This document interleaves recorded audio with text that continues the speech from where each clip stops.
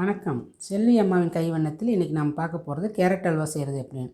வாங்க வீடியோக்குள்ளே போய் பார்க்கலாம். கேரட்டு நல்லா குட்டி குட்டி கேரட்டாக தட்டிலே தெரியுது பாருங்க.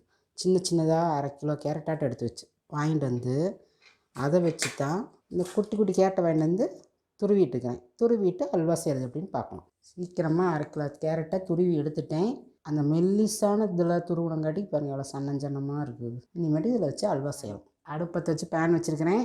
நெய் 1 டேபிள் ஸ்பூன் ஊற்றிருக்கிறேன். அது உருகட்டும். நெய் உருகிருச்சு. முந்திரி அதில் போட்டு வறுத்து எடுத்துடலாம். கூடவே கொஞ்சோண்டு திராட்சையும் போட்டுக்கலாம்.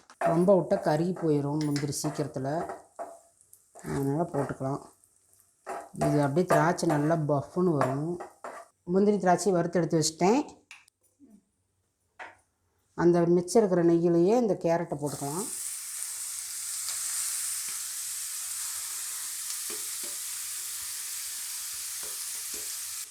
இப்போ அந்த நெய்யிலையே எல்லாம் பூரா வணங்கிருச்சு.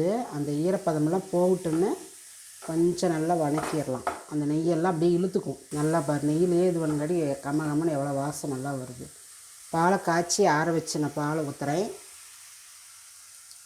அதுலேயே நல்லா வெந்து வரட்டும். குட்டி ஸ்பூனில் 1 ஸ்பூனு ஏலக்காய் பொடி தூவுறேன். இப்போ பாருங்கள் இந்த பாலெல்லாம் நல்லா ட்ரை ஆயிடுச்சு.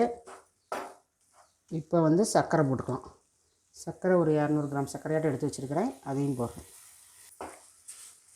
இந்த சர்க்கரை நல்லா உருகி வரணும். கரைஞ்சி இதெல்லாம் மறுபடி ஒன்றா சேர்ந்து திரண்டு வரணும். அதுக்கப்புறம் தான் அல்வா ரெடி ஆகும். அது வேகவே நெய் ஒவ்வொரு ஸ்பூனாக ஊற்றி கலந்து விட்டுக்கிட்டே இருக்கலாம். சீக்கிரமாக அப்போ திரண்டு வரும்.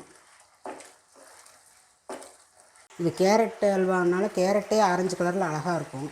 இதுக்கு எதுக்கு கலர் பொடி சேர்க்கணும்? நான் வெறுமனே கலர்லாம் சேர்க்கல. வெறும் கேரட்டை மட்டும்தான் செய்கிறேன். வேணும்னா சேர்த்துக்குங்க. கொஞ்சம் கொஞ்சமாக நெய் ஊற்றி கிளறிக்கலாம்.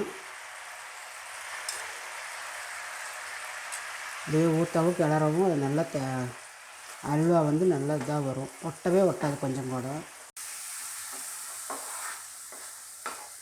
அதனால நல்லா சுண்டி வந்துருச்சு. நெய்யெல்லாம் பிரிஞ்சே வெளியில் வர ஆரம்பிச்சிருச்சு. பேனில் ஒட்டாது. ஆனால் கேரட் துருவலாக இருக்கிறதுனால அது அப்படி தான் தெரியும். ஆனால் நல்லா இருக்குது. ஏலக்காய் வாசத்துக்கு சூப்பராக இருக்குது. நெய் மணத்துக்கு கம. சரி, இப்போ வந்து முந்திரி வறுத்து திராட்சை வச்சுக்கிறோம்ல, அதை போட்டு ஸ்டவ் ஆஃப் பண்ணிடலாமா? நல்லா பிரிஞ்சு வந்துருச்சு. அவ்வளோதான்.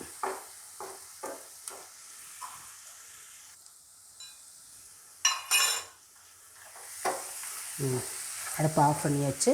Carrot halwa ready. இது வரைக்கும் வீடியோவில் பார்த்தது கேரட் அல்வா எப்படி செய்கிறதுன்னு. நீங்களும் உங்கள் வீட்டில் செஞ்சு பார்த்துட்டு கமெண்ட் பண்ணுங்கள், ஷேர் பண்ணுங்கள். பிடிச்சிருந்தா லைக் பண்ணுங்கள். மறக்காமல் சப்ஸ்கிரைப் பண்ணுங்கள். பக்கத்துலேயே பெல் ஐக்கான் பட்டனை கிளிக் பண்ணுங்கள். செல்வி அம்மாவின் கைவண்ணத்தில் இது ஒரு தனி சுவை.